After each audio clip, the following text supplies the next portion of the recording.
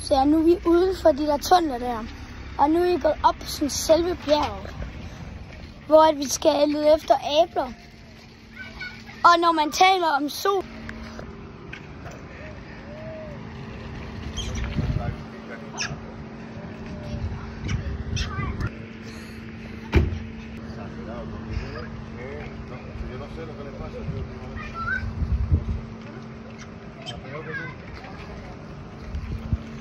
og der kommer der en til.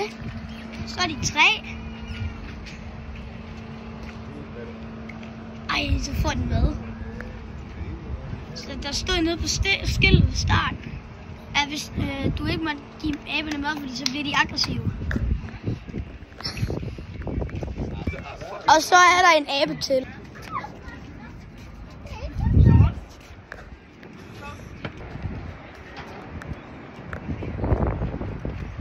Og så er der også en, der sidder lige der. For grineren. Ja, nu er vi i gang med at følge efter sådan aben. Oh my god. Det er lige en by, der hedder Gibraltar. Prøv at se her. Der er en abe til der er lige hoppet ned. Prøv at se. For grineren. Ej, så er det bare, der er sikkert det. Den sidder sikkert lige her. Den er lige der. Oh my god. Det er bare lige, den er lige der. Og så er der også en, der går ned på. Så lige der. Og der. Det er så sjovt det der. Oh my god. Det her, det er jo et abeparadis. Og så her, i starten, ikke også, så sagde jeg, at vi måske kunne støde på en babyabe. Og så når man taler om sol. Når man taler om solen, det er sådan helt vildt. Den har måske fundet mor. Den har fundet mor.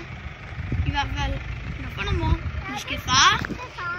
Vi ved det aldrig. Måske mor. Ingen ved det. Når man seriøst taler om solen. Det er også så sødt.